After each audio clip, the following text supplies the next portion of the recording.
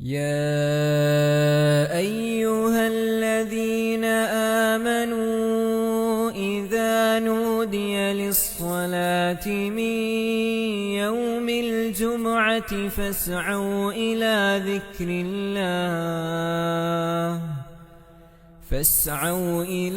ذكر الله وذروا البيع ذلكم خير لكم إن كنتم تعلمون.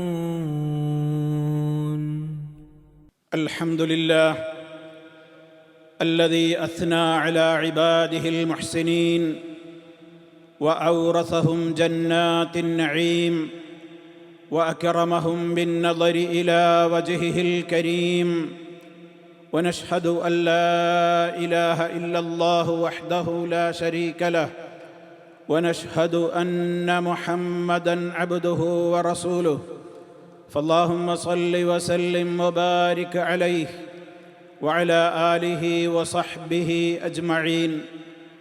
أما بعد، فأوصيكم عباد الله ونفسي بتقوى الله. أعوذ بالله من الشيطان الرجيم. وإن تحسنوا وتتقوا فإن الله كان بما تعملون خبيرا. സ്നേഹമുള്ള സഹോദരങ്ങളെ, അല്ലാഹു സുബ്ഹാനഹു വ തആലയുടെ വിധിവിലക്കുകളും നിയമനിർദ്ദേശങ്ങളും ജീവിതത്തിൻ്റെ എല്ലാ മേഖലകളിലും മുറുകെ പിടിച്ചുകൊണ്ട് തഖ്വയുള്ളവരായി ജീവിക്കുവാൻ പരമാവധി പരിശ്രമിക്കണേ എന്ന് എന്നെയും നിങ്ങൾ ഓരോരുത്തരെയും ഗൗരവപൂർവം ഉണർത്തുകയാണ്, ഉപദേശിക്കുകയാണ്. അല്ലാഹു സുബ്ഹാനഹു വ തആല നമുക്കെല്ലാവർക്കും തഖ്വ വർദ്ധിപ്പിച്ചു തന്നുകൊണ്ട് നമ്മെ എല്ലാവരെയും അനുഗ്രഹിക്കുമാറാകട്ടെ. സഹോദരങ്ങളെ, സത്യവിശ്വാസികളുടെ ജീവിതത്തിൽ നിരന്തരമായി അവർ കാത്തു സൂക്ഷിക്കേണ്ടുന്ന ഏറ്റവും പ്രാധാന്യമർഹിക്കുന്ന ഒരു സൽഗുണമാണ് അൽ ഇഹ്സാൻ എന്നുള്ള സൽഗുണം. ഇഹ്സാൻ എന്ന് പറയുന്നത് കൊണ്ട് ഉദ്ദേശിക്കപ്പെടുന്നത് സ്വഭാവരംഗത്ത് മറ്റുള്ളവരോട് ഏതവസ്ഥയിലും നല്ല രൂപത്തിൽ ഇടപെടുക, പെരുമാറുക, അവരോട് തനിക്ക് ഏതെല്ലാം ഘട്ടങ്ങൾ മാറി മാറി തൻ്റെ ജീവിതത്തിൽ വന്നാലും, അഥവാ താൻ നല്ല സന്തോഷാവസ്ഥയിലാണെങ്കിലും സന്താപത്തിൻ്റെ ഘട്ടത്തിലാണെങ്കിലും ദേഷ്യം പിടിച്ചൊഴുക്കുന്ന നേരത്താണെങ്കിലും സമാധാനത്തോടെ ഇരിക്കുന്ന സമയത്താണെങ്കിലും താൻ ഞെരുക്കാവസ്ഥയിൽ കഴിയുന്ന നേരത്താണെങ്കിലും എളുപ്പത്തിൽ കഴിയുന്ന നേരത്താണെങ്കിലുമൊക്കെ മറ്റുള്ളവരോട് ഇടപെടുമ്പോൾ അതൊന്നും എന്നെ സ്വാധീനിച്ചുകൂടാ എന്നുള്ളതാണ് ഇസ്ലാമിൻ്റെ നിയമം. പലപ്പോഴും നല്ല നിലക്ക് ഇടപെടുന്ന ആളുകൾ തന്നെ മോശമായി ഇടപെട്ടതിൻ്റെ ശേഷം പിന്നീട് ഖേദിക്കാറുണ്ട്. എന്നിട്ട് പറയും, ഞാൻ എൻ്റെ അപ്പോഴത്തെ ആ ഒരു സന്ദർഭത്തിൽ അങ്ങനെ ആയതുകൊണ്ട് അങ്ങനെ പറഞ്ഞു പോയതാണ് എന്നൊക്കെ പലപ്പോഴും നമ്മൾ ഉദ്ർ പറയാറുണ്ട്, പലരോടും പൊരുത്തപ്പെടണം എന്നൊക്കെ പറയാറുണ്ട്. വാസ്തവത്തിൽ ഒരു വിശ്വാസി സദാസമയത്തും അവൻ്റെ സംസാരങ്ങളിലും അവൻ്റെ പെരുമാറ്റങ്ങളിലുമൊക്കെ എല്ലാവരോടും നന്മയിലും അതുപോലെ തന്നെ നീതിയുക്തമായ ഇടപെടലുകളിലും മുന്നോട്ട് പോകണം എന്ന് കണിശമായി പഠിപ്പിച്ചിട്ടുള്ള മതമാണ് അള്ളാഹുവിൻ്റെ മതമായ ദീനുൽ ഇസ്ലാം. മഹാനായ നബി സല്ലല്ലാഹു അലൈഹി വസല്ലമ ഇങ്ങോട്ട് മോശമായി പെരുമാറിയ ആളുകളോട് പോലും അപ്പോഴും തൻ്റേതായ ഒരു ഐഡൻറ്റിറ്റിയായ ആ മുഹ്സിനാവുക, നന്മയുള്ള വ്യക്തിത്വമാവുക എന്നുള്ള ആ ഒരു സ്വഭാവത്തിൽ നിന്ന് വ്യതിചലിക്കുവാൻ ഒരിക്കലും തയ്യാറായിട്ടില്ല. അത് റഹ്മാനായ റബ്ബ് മഹാനായ നബി സല്ലല്ലാഹു അലൈഹി വസല്ലമിന് നൽകിയ അപാരമായ ഒരു വലിയ നിഅമത്ത് തന്നെയായിരുന്നു. വഇന്നക ലഅലാ ഖുലുഖിൻ അളീം, നബിയെ താങ്കൾ ഏറ്റവും മഹത്തായ സ്വഭാവത്തിന്മേൽ തന്നെയാണ് എന്ന്. നബി സല്ലല്ലാഹു അലൈഹി വസല്ലമ ഒരിക്കൽ ഒരു യാത്രയിലാണ്. അങ്ങനെ നബി സല്ലല്ലാഹു അലൈഹി വസല്ലമ നടന്നുകൊണ്ടിരിക്കുകയാണ്. അനസ് റളിയല്ലാഹു തആല അൻഹു പറയാണ്, ഞാനുമുണ്ട് നബി സല്ലല്ലാഹു അലൈഹി വസല്ലമിൻ്റെ കൂടെ നടക്കുന്നു. ആ ഘട്ടത്തിൽ പ്രവാചകന്റെ അടുത്തേക്ക് ഓരോ കാര്യങ്ങളൊന്നും അത്ര ബോധമൊന്നുമില്ലാത്ത ഒരു ഗ്രാമീണനായ അറബി നടന്നു വന്നുകൊണ്ട് പ്രവാചകന്റെ കഴുത്തിലുള്ള ഷാള് അത് പിടിച്ച് വലിച്ചു. കുറച്ച് ഗൗരവത്തിലാണ് വലിച്ചത്. അതുകൊണ്ട് തന്നെ ആ ഷാളിൻ്റെ ഒരു കര പ്രവാചകൻ സല്ലല്ലാഹു അലൈഹി വസല്ലമിൻ്റെ തിരുശരീരത്തിൽ, ആ കഴുത്തിൽ അല്പം നേരിയ രൂപത്തിൽ അതിൻ്റെ അടയാളമുണ്ടാക്കി രക്തം പൊടിയുമാറ് ഒരല്പം ശക്തിയോടുകൂടെയായിരുന്നു നബി തങ്ങളെ ആ ഗ്രാമീണനായ മനുഷ്യൻ പിടിച്ചു വലിച്ചത്. എന്നിട്ട് ആവശ്യപ്പെടുന്നത് എന്താണ്? മുഹമ്മദേ, അള്ള നിനക്ക് നൽകിയ സ്വത്തിൽ നിന്ന് വല്ലതും എനിക്ക് തായോ എന്നാണ് ആ അറാബിക്ക് ആവശ്യപ്പെടാനുള്ളത്. എന്തായിരിക്കും വാസ്തവത്തിൽ അവിടെ സംഭവിക്കുക? നമുക്ക് ആലോചിച്ചാൽ അറിയാം നമ്മളൊക്കെ എങ്ങനെ ഇടപെടും എന്നുള്ളത്. പക്ഷേ മഹാനായ നബി സല്ലല്ലാഹു അലൈഹി വസല്ലം തിരിഞ്ഞു നോക്കിയിട്ട് അദ്ദേഹത്തിൻ്റെ നേരെ ഒന്ന് പുഞ്ചിരിച്ചിട്ട് കൂടെയുണ്ടായിരുന്ന സഹാബിമാരോട് പറഞ്ഞു, അദ്ദേഹത്തിന് വല്ലതും കൊടുക്കൂ, അദ്ദേഹത്തിന് വല്ലതും നൽകൂ എന്നാണ് പറയുന്നത്. ഇപ്പം സഹായം തേടി വരുന്നൊരു വ്യക്തിയാണ്, പക്ഷേ അതിൻ്റെ രൂപവും രീതിയൊന്നും അദ്ദേഹത്തിന് അറിഞ്ഞുകൂടാ. പെരുമാറ്റം വളരെ മോശമായിരുന്നു, അതും നബി സല്ലല്ലാഹു അലൈഹി വസല്ലമിനോടാണ്. എന്നിട്ടും ആ തിരിച്ച് അതേ രൂപത്തിൽ ഒരു ദേഷ്യത്തോടുകൂടെ വന്ന് മുഖത്തേക്ക് നോക്കുക പോലും ചെയ്യാതെ ഫളഹിക എന്നാണ് ഹദീസ് റിപ്പോർട്ടിൽ നമുക്ക് കാണുന്നത്. അവിടെ നിന്നൊന്ന് ചിരിച്ചിട്ട് കൂടെയുള്ള സഹാബിമാരോട് അദ്ദേഹത്തിന് വല്ലതും കയ്യിലുള്ളവർ കൊടുക്കൂ എന്ന്, അദ്ദേഹത്തിന് സദഖ കൊടുക്കാൻ, ദാനം കൊടുക്കാൻ കൽപ്പിച്ചു എന്നുള്ളതാണ്. ആരെക്കൊണ്ടാണ് ഇത് സാധിക്കുക? ഇത് അള്ളാഹുവിൻ്റെ റസൂൽ സല്ലല്ലാഹു അലൈഹി വസല്ലം, ഒരു മനുഷ്യന് ദേഷ്യം തോന്നുന്ന സന്ദർഭമാണത്. പക്ഷേ അവിടുന്ന് അത് പ്രകടിപ്പിച്ചില്ലല്ലോ. അവിടെയും തൻ്റേതായ ആ ഐഡൻറ്റിറ്റി, ഞാൻ ഏത് ഘട്ടത്തിലും ഇഹ്സാൻ ചെയ്യുന്നവർ യഥാർത്ഥ മുഹ്സിനായി മാറണം, നന്മ ചെയ്യുന്നവനായി മാറണം എന്നുള്ള ആ ഒരു കൃത്യവും വ്യക്തവുമായിട്ടുള്ള തൻ്റേതായ ആ വിശുദ്ധി നബി സല്ലല്ലാഹു അലൈഹി വസല്ലമ കാത്തു സൂക്ഷിച്ചിരിക്കുന്ന പാഠമാണ് നമുക്കിതിൽ നിന്ന് മനസ്സിലാക്കുവാൻ സാധിക്കുന്നത്. നബിയുല്ലാഹി യൂസുഫ് നബി അലൈഹിസ്സലാമിൻ്റെ ചരിത്രം സൂറത്ത് യൂസുഫിൽ 2 സ്ഥലത്ത് ഒരേ വാചകം യൂസുഫ് നബി അലൈഹിസ്സലാമിനെ അഭിസംബോധന ചെയ്തുകൊണ്ട് 2 വിഭാഗം ആളുകൾ പറയുന്നത് നമുക്ക് കാണുവാൻ സാധിക്കും. യൂസുഫ് നബി അലൈഹിസ്സലാമിൻ്റെ ചരിത്രം നമുക്കറിയാം. അദ്ദേഹം ജയിലിലടക്കപ്പെട്ട സാഹചര്യമുണ്ടായി. ജയിലിൽ അടക്കപ്പെട്ട ഒരു വ്യക്തിയോട് സഹതടവുകാരോടുള്ള അദ്ദേഹത്തിൻ്റെ പെരുമാറ്റം, അതേപോലെ തന്നെ സഹതടവുകാർ അദ്ദേഹത്തെ എപ്രകാരമാണ് മനസ്സിലാക്കിയത് എന്നുള്ളതൊക്കെ ഈ വചനത്തിൽ നമുക്ക് കാണുവാൻ സാധിക്കും. അവർ യൂസുഫ് നബി അലൈഹിസ്സലാമിനോട് അവർ തടവുകാരായിരിക്കെ സഹതടവുകാർ വന്നുകൊണ്ട് അവർ കണ്ട ചില സ്വപ്നങ്ങളുടെ വ്യാഖ്യാനം ആവശ്യപ്പെടുന്ന ഘട്ടത്തിൽ അതിൻ്റെ അവസാന ഭാഗത്തിൽ ആ തടവുകാർ അദ്ദേഹത്തോട് പറയുന്ന വാചകം, ഇന്ന നറാക മിനൽ മുഹ്സിനീൻ, യൂസുഫേ, താങ്കളെ ഞങ്ങൾ ഏറ്റവും ഒരു നല്ല സ്വഭാവക്കാരനായി, നല്ല ഇടപെടൽ നടത്തുന്ന, എല്ലാവർക്കും നന്മ ചെയ്തു കൊടുക്കുന്ന ഒരാളായിട്ടാണ് ഞങ്ങൾ താങ്കളെ കാണുന്നത് എന്ന്. അത് വിശദീകരിക്കുന്നിടത്ത് മഹാന്മാരായ ഖുർആൻ വ്യാഖ്യാതാക്കൾ പറയുന്നുണ്ട്, എന്തായിരുന്നു ആ സഹതടവുകാർ യൂസുഫ് അലൈഹിസ്സലാമിൽ നിന്ന് മനസ്സിലാക്കിയ ഇഹ്സാൻ? ജയിലിൽ കഴിയുന്ന കാലത്ത് പോലും യൂസുഫ് നബി അലൈഹിസ്സലാത്തു വസ്സലാം അവിടെയുണ്ടായിരുന്ന സഹതടവുകാർക്ക് ആർക്കെങ്കിലും രോഗം വന്നാൽ പോയി കാണും, ശുശ്രൂഷിക്കും, വേണ്ട സഹായങ്ങളൊക്കെ ചെയ്തു കൊടുക്കും, ഹെൽപ്പുകൾ ചെയ്തു കൊടുക്കും, പ്രയാസവും കഷ്ടപ്പാടും പറയുന്ന സഹതടവുകാരെ ആശ്വസിപ്പിക്കും സാന്ത്വനത്തിൻ്റെ വാക്കുകൾ പറഞ്ഞുകൊണ്ട്. ഇതായിരുന്നു ജയിലിൽ പോലും മഹാനുഭാവൻ്റെ സ്വഭാവമെന്ന് ഇത് വിശദീകരിക്കവേ ഇബ്നു ജരീർ അത്ബരി അടക്കമുള്ള മുഫസ്സിറുകൾ രേഖപ്പെടുത്തുന്നതായി നമുക്ക് കാണുവാൻ സാധിക്കും. ഒരു ജയിലറയിൽ ഏറ്റവും പ്രയാസം അനുഭവിക്കുന്ന ഒരു ഘട്ടത്തിൽ പോലും തൻ്റെ ഐഡൻറ്റിറ്റി ഒരിക്കലും അദ്ദേഹം കളഞ്ഞു കുളിച്ചിട്ടില്ല. എന്ന് നിങ്ങൾ നോക്കൂ, അധികാരം കിട്ടിയാണ് പലപ്പോഴും ആളുകൾ എന്ത് ചെയ്യുക? മോശമായി ഇടപെടുക. അധികാരം തൻ്റെ കയ്യിൽ എത്തിക്കഴിഞ്ഞാൽ പിന്നെ അവിടെ അഹന്ത മൂക്കുന്ന ആളുകളാണല്ലോ പലപ്പോഴും ലോകത്ത് നമുക്ക് ഭൂരിപക്ഷവുമായും കണ്ടുകൊണ്ടിരിക്കുന്നത്. നിങ്ങൾ നോക്കൂ, ഇതേ വാചകം മഹാനായ യൂസുഫ് നബി അലൈഹിസ്സലാമിന് ജയിലിൽ നിന്ന് പുറത്തേക്കൊക്കെ വന്നു.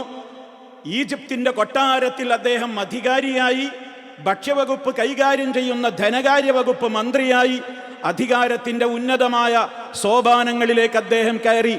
ആ ഘട്ടത്തിലാണ് തന്നെ ദ്രോഹിച്ചവരായ സഹോദരങ്ങൾ പോലും കടന്നു വരുന്നത് ഭക്ഷണം വാങ്ങുവാൻ വേണ്ടി. അങ്ങനെ അവരും ചില ആവശ്യങ്ങൾ യൂസുഫ് നബിയാണെന്നൊന്നും അറിയാതെ ആ സഹോദരങ്ങൾ യൂസുഫ് നബി അലൈഹിസ്സലാമിനെ അഭിസംബോധന ചെയ്ത് പറയുന്നിടത്തും കാണാം ഇതേ വാചകം തന്നെ, ഇന്നാ നറാക മിനൽ മുഹ്സിനീൻ, ഞങ്ങൾ താങ്കളെ ഒരു നല്ലവനായിട്ടാണ് കാണുന്നത് എന്ന്. അവിടെ മുഫസ്സിരീങ്ങൾ വിശദീകരിച്ചു എന്താണ് മറ്റുള്ള ആളുകൾ യൂസുഫിൽ കാണുന്ന ഏറ്റവും വലിയ നന്മ എന്തായിരുന്നു. അധികാരത്തിൻ്റെ ഉന്നതമായ കേന്ദ്രത്തിൽ ഇരുന്നിട്ട് പോലും വരുന്ന ആളുകളോട് ഏറ്റവും നല്ല വിനയത്തോടെ ലാളിത്യത്തിൻ്റെ പെരുമാറ്റമായിരുന്നു യൂസുഫ് അലൈഹിസ്സലാം കാണിച്ചിരുന്നത് അത് വരുന്നവർക്കൊക്കെ അറിയാമായിരുന്നു എന്നാണ്. നോക്കൂ, 2 ഘട്ടങ്ങൾ. ജയിലറയിൽ കടന്ന് വിഷമിക്കുന്ന പ്രയാസത്തിന്റെ കാലഘട്ടത്തിലും കാത്തു സൂക്ഷിച്ചു ഇഹ്സാൻ. അതേപോലെ തന്നെ അധികാരത്തിന്റെ അത്യുന്നതമായ സോപാനത്തിലേറി ഇരിക്കുന്ന ആ ഘട്ടത്തിലും കാണിച്ചു ഇഹ്സാനിന്റെ ഏറ്റവും ഉദാത്തമായ നല്ല നല്ല ശീലങ്ങൾ. അതായിരിക്കണം ഒരു സത്യവിശ്വാസി. സന്തോഷാവസ്ഥയിലും അതുപോലെ തന്നെ സന്താപഘട്ടത്തിലുമൊക്കെ തന്നോട് ഇടപെടുന്ന ആളുകൾക്ക് അറിയില്ലല്ലോ തൻ്റെ പ്രയാസം എന്താണെന്നും. അപ്പൊ എല്ലായിടത്തും ആ നിലക്ക് അങ്ങനെ വർത്തിക്കണം എന്നുള്ളതാണ് ഇസ്ലാം നമുക്ക് പഠിപ്പിച്ചു തന്നിട്ടുള്ളത്. മഹാനായ അബൂബക്കർ സിദ്ദീഖ് റളിയല്ലാഹു അൻഹുവിന്റെ ചരിത്രം പരിശുദ്ധ ഖുർആൻ സൂറത്തുൻ നൂറിൽ 22-ാമത്തെ സൂക്തത്തിൽ പേര് പറയാതെ തന്നെ വ്യംഗ്യമായി സൂചിപ്പിക്കുന്നുണ്ട്. മഹാനായ അബൂബക്കർ റളിയല്ലാഹു തആല അൻഹു അദ്ദേഹത്തിന്റെ അടുത്ത കുടുംബക്കാരനും അതേപോലെ തന്നെ പാവപ്പെട്ട ഒരു മിസ്കീനുമായിരുന്ന മിസ്തഹ് റളിയല്ലാഹു അൻഹു എന്ന തന്റെ കുടുംബക്കാരന് കുടുംബബന്ധമോർത്തുകൊണ്ടും അതുപോലെ തന്നെ അദ്ദേഹത്തിന്റെ ദാരിദ്ര്യാവസ്ഥ മനസ്സിലാക്കിക്കൊണ്ടുമൊക്കെ ധാരാളം സഹായം വാരിക്കോരി കൊടുക്കാറുണ്ടായിരുന്നു. ആ ഇടയാണ് അബൂബക്കർ റളിയല്ലാഹു അൻഹുവിന്റെ സ്വന്തം മകളായ ആയിഷ റളിയല്ലാഹു തആല അൻഹയെ കുറിച്ച്, അള്ളാഹുവിന്റെ റസൂലിന്റെ ഭാര്യയായ ആയിഷ റളിയല്ലാഹു അൻഹയെ കുറിച്ച് സഫ്വാൻ റളിയല്ലാഹു അൻഹുമായി ബന്ധപ്പെടുത്തിക്കൊണ്ട് മദീനയിൽ ഒരു വ്യഭിചാരാരോപണം യഹൂദികളും മുനാഫിക്കുകളും ഒക്കെ പ്രചരിപ്പിച്ചത്. ആ പ്രചരണത്തിന്റെ ഊക്കുകൊണ്ട് ചില വിശ്വാസികളും അതിൽ പെട്ടുപോയി എന്നുള്ളതാണ് ചരിത്രം. അങ്ങനെ പെട്ടുപോയ ഒരു വ്യക്തിത്വമായിരുന്നു മിസ്തഹ് റളിയല്ലാഹു അൻഹു. മനഃപൂർവ്വം അദ്ദേഹം അങ്ങനെ പറഞ്ഞതല്ല, പ്രചരണത്തിന്റെ ശക്തിയിൽ അദ്ദേഹവും അത് പെട്ടുപോയതാണ്.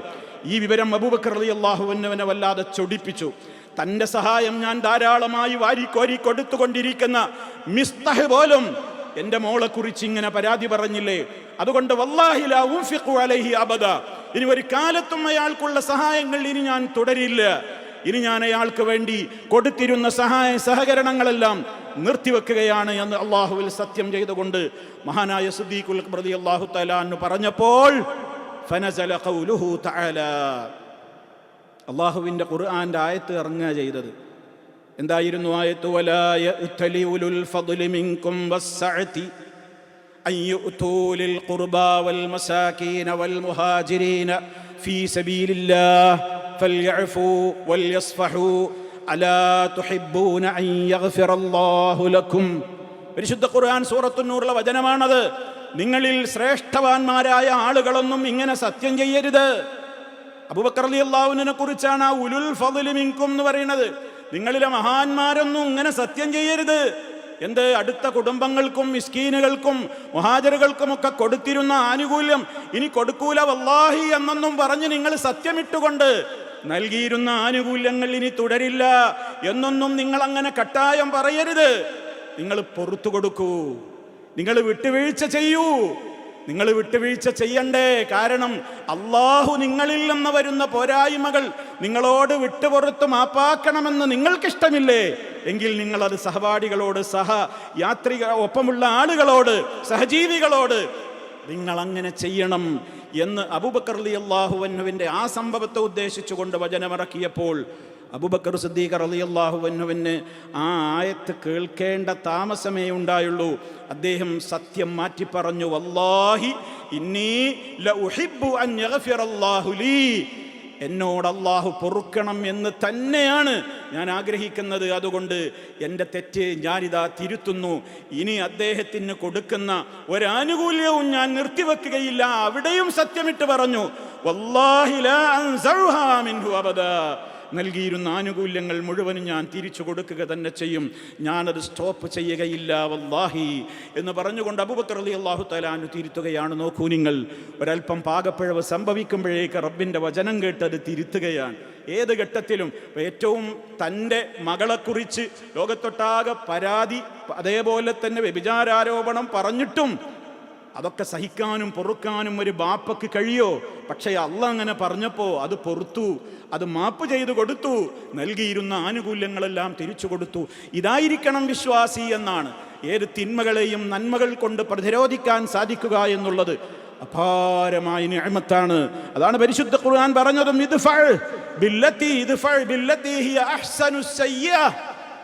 ഏത് തിന്മകളെയും ഏറ്റവും നല്ല നന്മകൾ കൊണ്ട് നിങ്ങൾ പ്രതിരോധിക്കണം. എന്ന് പരിശുദ്ധ ഖുർആൻ ഓർമ്മപ്പെടുത്തിയത് അതുകൊണ്ടാണ്. അതുകൊണ്ട് തന്നെ നമ്മൾ നന്മയോടെ നല്ല നിലക്ക് വർത്തിക്കാൻ കടമപ്പെട്ടിട്ടുള്ള ഒരുപാട് ആളുകളെ ഖുർആൻ മൊത്തത്തിലും പറഞ്ഞിട്ടുണ്ട്, എണ്ണി പറഞ്ഞിട്ടുമുണ്ട് പലരെയും, ആരോടൊക്കെ നമ്മൾ നന്മയോടെ വർത്തിക്കണം എന്ന്.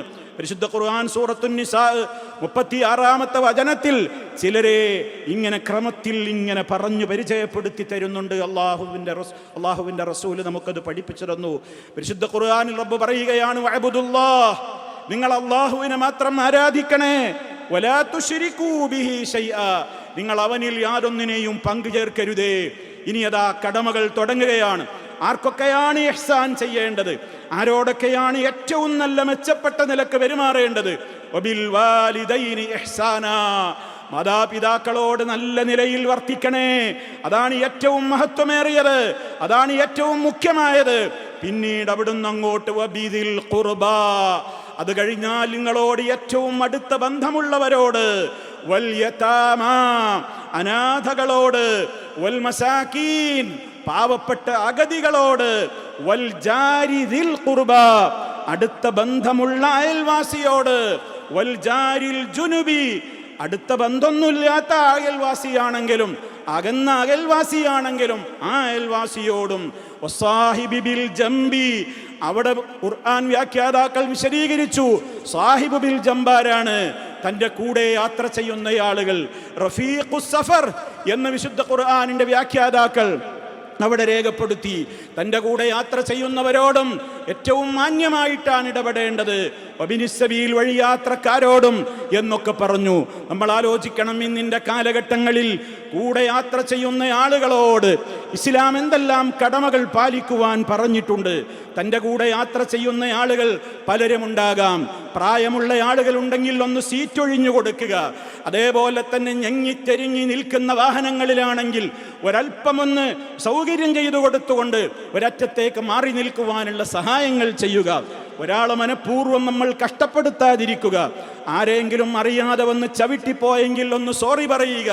തിക്കും തിരക്കും കൂട്ടിയിട്ട് ബഹളമുണ്ടാക്കാതിരിക്കുക. ഇസ്ലാം എത്ര മാന്യമായിട്ടാണ് ഇടപെടാൻ പറഞ്ഞത്. അതേ അവസരത്തിൽ ഈ ഉമ്മത്തിൻ്റെ മെമ്പർമാരെന്ന് പറയുന്ന ആളുകൾ ബസ്സിലും അതുപോലെയുള്ള സ്ഥലങ്ങളിലും യാത്ര ചെയ്യുമ്പോൾ തൻ്റെ സഹയാത്രികരെ മനഃപൂർവ്വം അപമാനിക്കുവാനോ ഏതുദ്ദേശത്തിലാവട്ടെ അവരുടെ ഭാഗത്ത് നിന്ന് മനഃപൂർവ്വമല്ലാതിരുന്നിട്ട് പോലും അത്തരത്തിലുള്ള അബദ്ധങ്ങളെ പർവ്വതീകരിച്ച് കാണിച്ചു എന്ന് മാത്രമല്ല, അതെല്ലാം മൊബൈലിൽ വീഡിയോയായി പകർത്തി ലോകമൊട്ടാകെ തൻ്റെ സഹയാത്രികനെ അപമാനിക്കുന്ന തരത്തിലുള്ള പ്രവർത്തനങ്ങൾ ചെയ്തു. അതും മാത്രമല്ല, ഒരു മനുഷ്യൻ അതിൻ്റെ പേരിൽ ആത്മഹത്യ ചെയ്യുന്ന അവസ്ഥയോളം ഉണ്ടായി. തീർന്നില്ല, ലോകം മുഴുവൻ തനിക്കെതിരായി എന്ന് കണ്ടപ്പോൾ അതുവരെയും തനിക്കിഷ്ടമില്ലാതിരുന്ന ഇസ്ലാമിൻ്റെ വേഷമായ പർദ്ദയോട് യാതൊരു താല്പര്യവുമില്ലാതെ പർദ്ദയിടാതെ പുറത്തിറങ്ങിയിരുന്ന വ്യക്തിത്വം താൻ കുറ്റവാളിയായി പിടിക്കപ്പെട്ടു എന്ന് കണ്ടപ്പോൾ മാത്രം ആളുകൾക്കിടയിൽ നിന്ന് മുഖം രക്ഷിക്കാൻ വേണ്ടി പർദ്ദയണിയുന്ന വിരോധാഭാസം ഇതും നമ്മൾ കാണേണ്ടി വരികയാണ്. ഇസ്ലാമിൻ്റെ വേഷത്തിനൊരു മാന്യതയുണ്ടെന്ന് എല്ലാവരും മനസ്സിലാക്കണം. ഇസ്ലാമിലെ പർദ്ദ എന്ന് പറയുന്നത് അത് മാന്യതയുടെ വേഷമാണ്. താൻ മാന്യയാണെന്ന് അറിയിക്കാനും അതേപോലെ തന്നെ മറ്റുള്ളവരുടേതായ കാമാർത്ഥമായ കണ്ണുകളിൽ നിന്ന് തൻ്റെ ശരീരത്തെ കാത്തു സൂക്ഷിക്കുവാനുമുള്ള മാന്യതയുടെ വേഷമാണ് ഇസ്ലാമിലെ പർദ്ദ. അതല്ലാതെ താൻ തോന്നിയായി നടന്നുകൊണ്ട് ഇഷ്ടം പോലെയുള്ള വേഷം ധരിച്ച് ആടിപ്പാടി നടന്നിരുന്ന ആളുകൾ കുറ്റവാളിയായി പിടിക്കപ്പെടുമ്പോൾ മാത്രം ക്യാമറ കണ്ണുകളുടെ മുമ്പിലും ജനങ്ങളുടെ മുമ്പിലുമുള്ള രോഷത്തെ ഭയന്നുകൊണ്ട് ആ തൻ്റെ ശരീരത്തെ ഇനി ആരും അറിയണ്ടെന്ന നിലക്ക് മൂടിപ്പൊതക്കാനുള്ള ആ നിലക്കുള്ള വ്യാജമായ മൂടുപടത്തിൻ്റെ പേരല്ല ഇസ്ലാമിൻ്റെ പർദ്ദ എന്ന് നമ്മൾ തിരിച്ചറിയണം. അത് മാന്യതയുടെ വേഷമാണ്. അത് കള്ളന്മാർക്കും കൊള്ളക്കാർക്കും ദുരുപയോഗം ചെയ്യുവാനോ അതല്ലെങ്കിൽ അനാവശ്യമായ പ്രവൃത്തികൾ ചെയ്തിട്ട് ആ സമയത്ത് മുഖം രക്ഷിക്കുവാനോ ഉള്ള മൂടുപടമായി ആരെങ്കിലും തെറ്റിദ്ധരിച്ചു പോയി എങ്കിൽ അത് ഇസ്ലാമിൻ്റെ ഉത്തരവാദിത്തം അതിനില്ല. ഇസ്ലാം അതല്ല പഠിപ്പിച്ചിട്ടുള്ളത്. ഇസ്ലാം പഠിപ്പിച്ചിട്ടുള്ളത് മാന്യതയുടെ വേഷമാണത് എന്നുള്ളതാണ്. അതുകൊണ്ട് തന്നെ സഹോദരങ്ങളെ, ഞാൻ സാന്ദർഭികമായി അത് ഓർമ്മപ്പെടുത്തി എന്ന് മാത്രം. ഇസ്ലാം ഇവിടെ ഇഹ്സാൻ ചെയ്യണമെന്ന് പറഞ്ഞിടത്ത് ആരെയൊക്കെ എണ്ണിപ്പറഞ്ഞു എന്ന് മുസൽമാന് പോലും അറിയാത്ത കാലത്താണോ ഇന്ന് ജീവിക്കുന്നത്?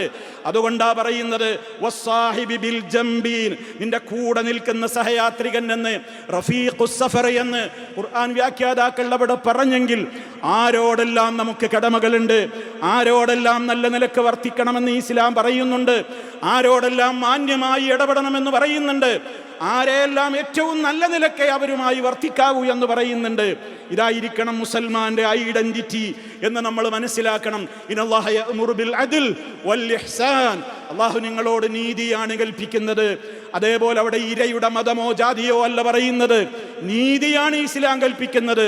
വൽ ഇഹ്സാൻ, നന്മ ചെയ്യണേ എന്നാണ് ഇസ്ലാം കൽപ്പിക്കുന്നത്. അതുകൊണ്ട് തന്നെ അല്ലാഹു സുബ്ഹാനഹു വ തആലയുടെ ഈ കൽപ്പനയ്ക്ക് എതിരാകുന്ന വിധത്തിൽ ഒരിടത്തും നമ്മൾ വർത്തിക്കരുത്. എല്ലാവരോടും ഇഹ്സാൻ ചെയ്യുന്ന മുഹ്സിനുകളായി നമ്മൾ മാറുക. റഹ്മാനായ റബ്ബ് നമുക്കെല്ലാവർക്കും അതിനുള്ള തൗഫീഖ് നൽകി നമ്മെ അനുഗ്രഹിക്കുമാറാകട്ടെ. അബദ്ധങ്ങളും പോരായ്മകളും അല്ലാഹു പുറത്തു തരുമാറാകട്ടെ. അഖൂലു ഖൗലി ഹാദാ വഅസ്തഗ്ഫിറുല്ലാഹ ലീ വലക്കും ഫസ്തഗ്ഫിറൂഹു ഇന്നഹു ഹുവൽ ഗഫൂറുർ റഹീം. അൽഹംദുലില്ലാഹി വഹ്ദഹു വസ്സലാത്തു വസ്സലാമു അലാ മൻ ലാ നബിയ്യ ബഅദഹു വഅലാ ആലിഹി വസഹ്ബിഹി വമൻ തബിഅ ഹദിയഹു. അമ്മാ ബഅദു ഫഊസീകും ഇബാദല്ലാഹ് വനഫ്സി ബിതഖ്വല്ലാഹ്. അല്ലാഹുവിനെ സൂക്ഷിച്ച് ജീവിക്കണേ. ഒരിക്കൽ കൂടി എന്നെയും നിങ്ങൾ ഓരോരുത്തരെയും ഉണർത്തുകയാണ്. അല്ലാഹു തൗഫീഖ് പ്രദാനം ചെയ്യുമാറാകട്ടെ. സഹോദരങ്ങളെ, ജീവിതത്തിൽ എല്ലാവരോടും ഏറ്റവും നല്ല നിലക്കുള്ള ഇടപെടലുകൾ, നല്ല നിലക്ക് വർത്തിക്കുക എന്നുള്ളത് വിശ്വാസിയിൽ നിലനിൽക്കുവാൻ വേണ്ടി അവന് സദാ ഓർക്കേണ്ടുന്നൊരു കാര്യമാണ്. അള്ളാഹു തന്നോട് ഏറ്റവും നല്ല നിലക്ക് എപ്പോഴും ഇഹ്സാൻ ചെയ്യണമെങ്കിൽ, റബ്ബ് നമുക്ക് നന്മകൾ ചെയ്തു തരണമെങ്കിൽ നമ്മൾ സഹജീവികളോട് നന്മ ചെയ്തേ മതിയാകൂ എന്നുള്ളത്. റബ്ബ് നമ്മോട് ചെയ്യുന്ന നന്മകളെ നമ്മളെപ്പോഴും ഓർക്കണം. പരിശുദ്ധ ഖുർആൻ അതാണ് പല ആയത്തുകളിലൂടെ ഓർമ്മപ്പെടുത്തിയത്. മഹാനായ മൂസ അലൈഹിസ്സലാമിൻ്റെ കാലത്ത് ജീവിച്ചിരുന്ന ഖാറൂൻ മുതലാളി, റബ്ബയാൾക്ക് ചെയ്തു കൊടുത്ത ഒരുപാട് നിഅമത്തുണ്ടായിരുന്നു. അതൊക്കെ മറന്നിട്ട് അയാൾ ധിക്കാരിയായി വർത്തിച്ചപ്പോൾ അയാളോട് നല്ലവരായ ആളുകൾ കൊടുത്ത ഉപദേശം ഇതായിരുന്നു: വഅഹ്സിൻ കമാ അഹ്സനല്ലാഹു ഇലൈക്. നീ നല്ലത് ചെയ്യ്, നല്ല നിലക്ക് വർത്തിക്കുക. അള്ള നിന്നോട് എത്ര നല്ല നിലക്കാണ് വർത്തിച്ചിട്ടുള്ളത്, നിനക്ക് എത്രയാ അള്ള തന്നിട്ടുള്ളത്, അതിൽ നിന്ന് നീ കൊടുക്ക്. നീ അതുകൊണ്ട് നല്ല നിലക്ക് ജനങ്ങളോട് വർത്തിക്ക്, നീ ദാനം ചെയ്യ്, സഹായിക്ക് എന്ന് പറഞ്ഞു. അള്ളാഹുവിൻ്റെ അപാരമായ നിഅമത്താണ് ഇങ്ങനെ നന്മ ചെയ്യുന്നവരെ കാത്തിരിക്കുന്നത്. ഇന്നല്ലാഹ ലാ യുളിഉ അജ്റൽ മുഹ്സിനീൻ. ഈ രൂപത്തിൽ സുകൃതം ചെയ്യുന്ന ആളുകളുടെ നന്മ അള്ളാഹു ഒരിക്കലും പാഴാക്കി കളയുകയില്ല. കാരണം നമ്മൾ എത്രത്തോളം നന്മ ചെയ്യുന്നു അത്രത്തോളം റബ്ബിൻ്റെ ഭാഗത്ത് നിന്ന് നമുക്ക് പ്രത്യുപകാരമായി നന്മകൾ കിട്ടിക്കൊണ്ടേയിരിക്കും. സൂറത്തുർ റഹ്മാനിൽ അതാണ് റബ്ബിൻ്റെ ചോദ്യം: ഹൽ ജസാഉൽ ഇഹ്സാനി ഇല്ലൽ ഇഹ്സാൻ. ഇഹ്സാൻ ചെയ്യുന്നവർക്ക് പകരം ഇഹ്സാൻ അല്ലാതെ മറ്റെന്താണ് കിട്ടുക? റബ്ബിൻ്റെ ഓഫറാണത്. വഅഹ്സിനൂ, നിങ്ങൾ ഇഹ്സാൻ ചെയ്യൂ. ഇന്നല്ലാഹ യുഹിബ്ബുൽ മുഹ്സിനീൻ. അള്ളാഹു നന്മ ചെയ്യുന്നവരെ ഏറെ ഇഷ്ടപ്പെടുന്നു. മാത്രമല്ല, ഇന്ന റഹ്മത്തല്ലാഹ് ഖരീബും മിനൽ മുഹ്സിനീൻ. റഹ്മാനായ റബ്ബിൻ്റെ മഹിതമായ കാരുണ്യം ഈ രൂപത്തിൽ നല്ല നിലക്ക് വർത്തിക്കുന്നവരോട് അടുത്ത് നിൽക്കുകയാണ്. അതവർക്ക് ലഭിക്കും. പരലോകത്ത് അത്യുന്നതമായ പദവി, സ്വർഗത്തിൽ ധാരാളം പാരിതോഷികങ്ങൾ, ഏറ്റവും അധികമായി റബ്ബിനെ ദർശിക്കുവാനുള്ള സൗഭാഗ്യം. ലില്ലദീന അഹ്സനുൽ ഹുസ്നാ വസിയാദ. നന്മകൾ ചെയ്യുന്ന, ഇഹ്സാൻ ചെയ്യുന്ന ആളുകൾക്ക് സ്വർഗമുണ്ട്. വസിയാദ, അതിനേക്കാളും അപ്പുറമുണ്ട്. എന്താണ് അതിനേക്കാളും അപ്പുറമെന്ന് ഖുർആൻ വ്യാഖ്യാതാക്കൾ വിശദീകരിച്ചു. അന്നളറു ഇലാ വജ്ഹില്ലാഹ്. അള്ളാഹുവിനെ നാളെ മഹ്ശറിൽ വെച്ച് നോക്കിക്കാണാനുള്ള സൗഭാഗ്യം അത് അവർക്ക് മാത്രമേ ലഭിക്കുകയുള്ളൂ എന്നാണ്. അതുകൊണ്ട് തന്നെ എന്തെന്ത് നന്മകൾ നമുക്ക് ചെയ്യാനുണ്ടോ, റബ്ബിനോടുള്ള നന്മ തുടക്കത്തിലെ നിസായിലെ ആയത്തിൽ നമ്മൾ കേട്ടു: നിങ്ങൾ അള്ളാഹുവിനെ മാത്രം ആരാധിക്കണേ, അവനിൽ പങ്കുചേർക്കരുതേ. പിന്നെ ഏറ്റവും വലിയ ഇഹ്സാൻ എന്താണ്? മാതാപിതാക്കൾക്ക് മറ്റാരെയൊക്കെ നമ്മൾ എണ്ണി പറഞ്ഞു, എല്ലാ നിലക്കും. അതുകൊണ്ട് നമ്മുടെ ജീവിതത്തിൻ്റെ മുതൽ സെറ്റ് വരെയുള്ള എല്ലാ രംഗങ്ങളിലും നാം നന്മകൾ അധികരിപ്പിക്കുക. ഒരു വിളി വെളിപ്പാടുകൾ നമ്മിലേക്ക് കടന്നു വരാൻ ആശയോടെ, പ്രതീക്ഷയോടെ, പ്രാർത്ഥനയോടെ നമ്മൾ കാത്തിരിക്കുന്ന പരിശുദ്ധ റമളാൻ നമ്മിലേക്ക് കടന്നു വരാൻ ഇനി അധികം കാലമില്ല. അതിൻ്റെ പടിവാതിൽക്കൽ എത്തി നിൽക്കുന്ന നമ്മൾ, റബ്ബേ നീ ഞങ്ങളെ റമളാനിലേക്ക് ആഫിയത്തോടുകൂടി എത്തിക്കണേ എന്ന് മനമുരുകി തേടിക്കൊണ്ടിരിക്കുകയാണ്. ഈ മഹത്വമേറിയ ശഅബാനിലാണ് നമ്മളുള്ളത്. അതുകൊണ്ട് നന്മകൾ അധികരിപ്പിക്കുവാനും, ഖുർആൻ പാരായണം അധികരിപ്പിക്കുവാനും, സുന്നത്ത് നോമ്പുകൾ അധികരിപ്പിക്കുവാനും, ദാനധർമ്മങ്ങൾ അധികരിപ്പിക്കുവാനും, അങ്ങനെ നല്ല നല്ല കാര്യങ്ങളൊക്കെ ചെയ്ത് മനസ്സിനെ ശുദ്ധീകരിച്ച് മനസ്സൊന്ന് സ്ഫുടം ചെയ്തെടുത്ത് ഏറ്റവും നല്ല ക്ലിയറായ ഒരു മനസ്സുമായി വിശുദ്ധ റമളാനിനെ വരവേൽക്കുവാനും അതിലേക്ക് എത്തിപ്പെടുവാനും ഒക്കെയുള്ള പരിശ്രമങ്ങൾ നടത്തേണ്ടുന്ന സന്ദർഭങ്ങളിലൂടെയാണ് കടന്നുപോയിക്കൊണ്ടിരിക്കുന്നത്. അള്ളാഹു നമുക്ക് തൗഫീഖ് പ്രദാനം ചെയ്യുമാറാകട്ടെ. അപാകതകൾ അള്ളാഹു പുറത്തു തരുമാറാകട്ടെ. മാരകമായ രോഗങ്ങളിൽ നിന്ന് റബ്ബ് നമ്മെ കാത്ത് രക്ഷിക്കുമാറാകട്ടെ. നമ്മിലെ രോഗികൾക്ക് അള്ളാഹു പരിപൂർണമായും ശിഫ നൽകുമാറാകട്ടെ. നമ്മളിൽ നിന്ന് മരണപ്പെട്ടു പോയവർക്ക് മഗ്ഫിറത്തും റഹ്മത്തും നൽകി അനുഗ്രഹിക്കുമാറാകട്ടെ. اللهم اغفر للمؤمنين والمؤمنات والمسلمين والمسلمات الأحياء منهم والأموات إنك مجيب الدعوات وقاضي الحاجات. اللهم أعز الإسلام والمسلمين وأذل الشرك والمشركين. اللهم أجرنا وأجر والدينا من النار. اللهم اجعل هذا البلد آمنا مطمئنا وسائر بلاد العالمين. اللهم سدد خطى حاكمنا يا ذا الجلال والإكرام. ربنا اغفر لنا ذنوبنا وكفر عنا سيئاتنا وتوفنا مع الأبرار والحمد لله رب العالمين.